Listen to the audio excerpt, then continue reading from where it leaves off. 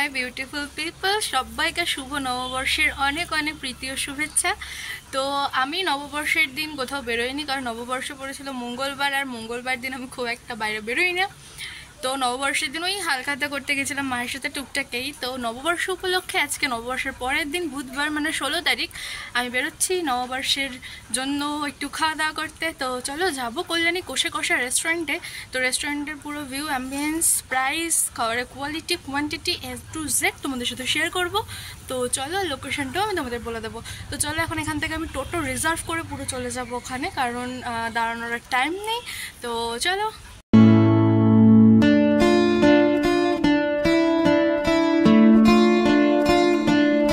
আমি চলে এসেছি কোষে কষাতে। তো তার আগে আমি তোমাদের সাথে লোকেশনটা শেয়ার করি, দেন যাই ভেতরে। তো চলো লোকেশনটা শেয়ার করি, দেন ভেতরে যাই, তারপরে তোমাদের সাথে শেয়ার করবো যে কী কী খাবার অর্ডার দিচ্ছি আর খাবারের টেস্ট কীরকম, যা যা বললাম আর কি বাড়িতে। তো চলো। একদম সেন্ট্রাল পার্কেই রয়েছে, ওই যে দেখতে পাচ্ছ সেন্ট্রাল পার্কের মোড়, আর এই যে এই মাঠটাতে হয় সেন্ট্রাল পার্কের বড় দুর্গাপুজোটা, আর ঠিক তার অপোজিটেই রয়েছে কল্যাণীর কোষে কষা, আর কোষে কষার ওপরে একটা জিমও রয়েছে। তো চলো এবার ভেতরে যাওয়া যাক, আর ভেতরে গিয়ে আমি অর্ডারটা দিয়ে তোমাদের সাথে শেয়ার করবো এখানকার মেনু কার্ডটা। তো আমি ভেতরে চলেও এসেছি আর আমার অর্ডারও দিয়ে দিয়েছি। তো চলো এবার তোমাদের সাথে মেনু কার্ড শেয়ার করার পালা। আর একটা কথা বলে রাখি, এখানে আসলে যে তোমাদেরকে শুধু থালি খেতে হবে এরকম কিন্তু কোনো ব্যাপার নেই। বাঙালি যে কোনো তোমরা যা কিছু খেতে পারো, যেরকম তোমরা আলাদা করে রাইস নিতে পারো, আলাদা করে চিকেন নিতে পারো, আলাদা করে রুটি নিতে পারো, আলাদা করে ডাল নিতে পারো, আলাদা ভাজা, সব কিছু নিতে পারো। তো আলুর দম থেকে শুরু করে সবই তোমরা আলাদাভাবে নিতে পারবে, এরকম কোনো বিষয় নেই যে থালিই খেতে হবে। তবে হ্যাঁ, থালিটা একটু স্পেশাল অকেশনের জন্য ঠিক আছে, যেরকম আইবুড়ো ভাত বা কিছু। আর একটা কথা বলে রাখি, এখানে নর্মাল থালি এরকম কাচের প্লেটেই দেয়, তবে আইবুড়ো ভাতের থালিটা কিন্তু কাচের প্লেটে দেয় না, সেটা কিন্তু কাঁসার প্লেটে সুন্দর করেই দেয়। এমনিও তারা আমাদেরকেও সুন্দর করেই দিয়েছিল। তো মেনুটা একটু পজ করে কষ্ট করে দেখে নিও। আর চলো তোমাদের সাথে আবার অ্যাম্বিয়েন্সটাও শেয়ার করে দিই।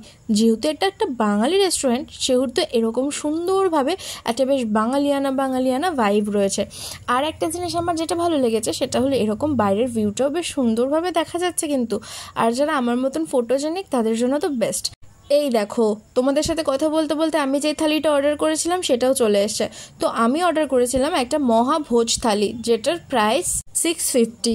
আর এটার মধ্যে রয়েছে শুক্তো, স্যালাড, ডাল, মোচা, মাছ, পোলাও, ভাত, আলু ভাজা, বেগুন ভাজা, চিকেন, চাটনি আর মিষ্টি।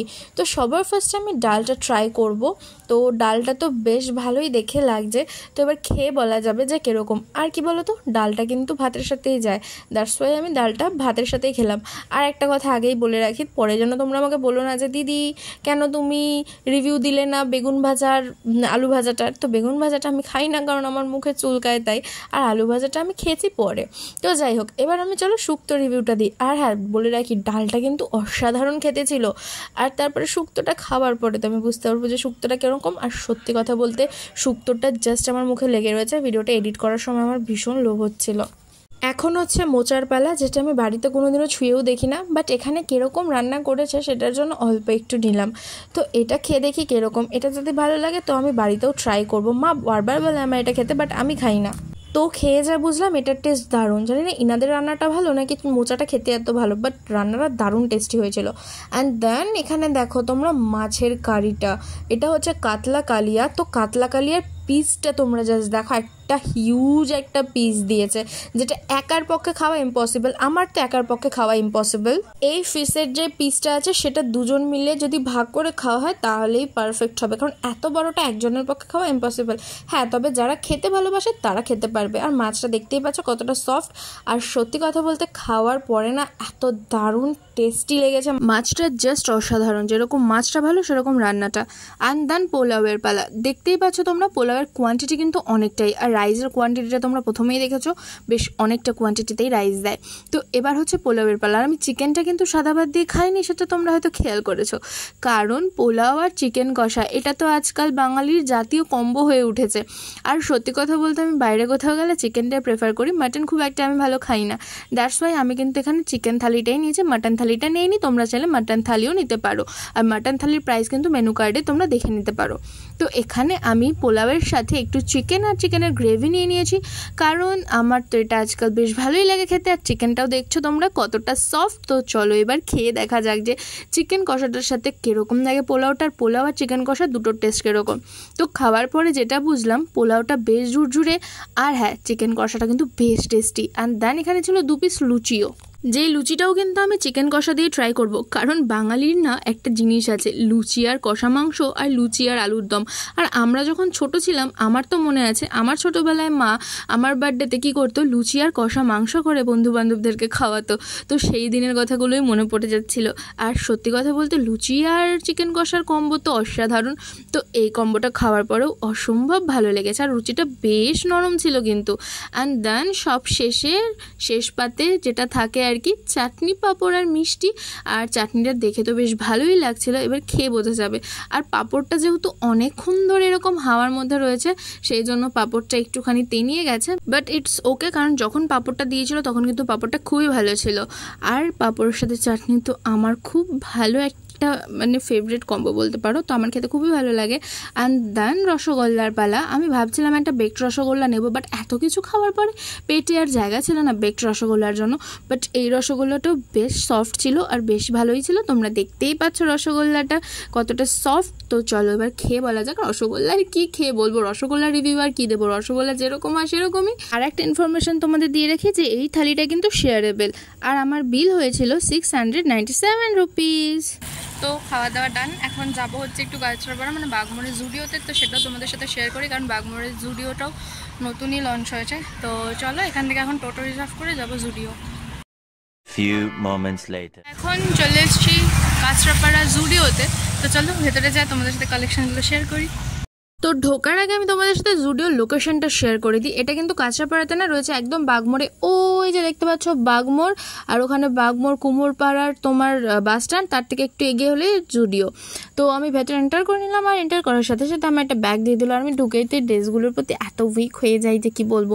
এবার আমার এইসব ড্রেস দেখে মনে হচ্ছে এবার রোগা হতেই হবে, কিছু করার নেই। তো ড্রেসটার প্রাইস তো তোমরা দেখলেই 699। আর এখানে টপসগুলোও কিন্তু বেশ ভালোই রিজনেবল প্রাইস কিন্তু, হ্যাঁ। আর আমার এখানে জিন্স পছন্দ হচ্ছিল, বাট এখানকার জিন্সগুলোর ফিটিংস এরকম নাকি আমার ফিগারের সাথে ফিট খায় না, আমি সেটা বুঝতে পারি না। তো আগে আমাকে রোগা হতে হবে, রোগা হয়ে তারপরে আমাকে জুডিওতে আসতে হবে জিন্স নেওয়ার জন্য। তো আমার এরকম টাইপের ব্যাগি জিন্সগুলো না বিরাট ভালো লাগে। আর যেই জিন্সগুলো এরকম প্লাজো টাইপের হয় আমার খুবই ভালো লাগে, এগুলো একটুখানি ব্যাগি হবে।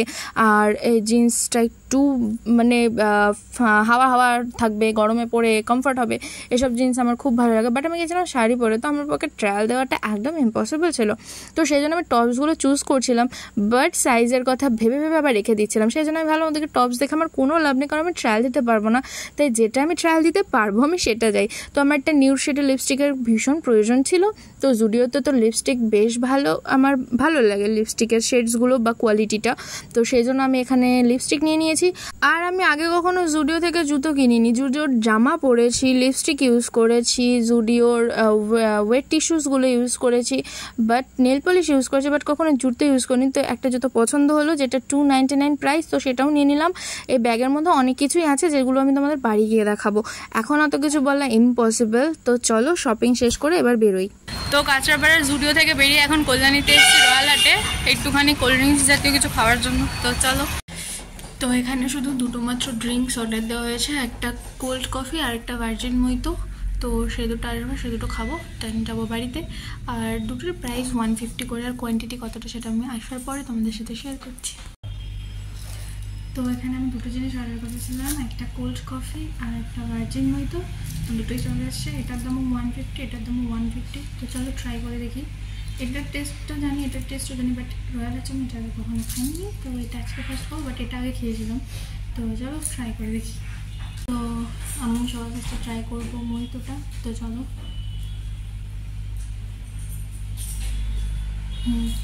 টেস্ট গুড, মিন্টের একটা বেশ ভালো ফ্লেভার আছে, এই ফ্লেভারটা আগে আমি পেতাম না, এখন পাচ্ছি, ভালো লাগছে বেশ খেতে। ওকে, তো এখন আমি ট্রাই করবো কোল্ড কফিটা। তো কোল্ড কফি আমার সবসময় ফেভারিট, বাট এখানে আমি কখনো আগে ট্রাই করিনি, তো আজকে করবো। তো চলো।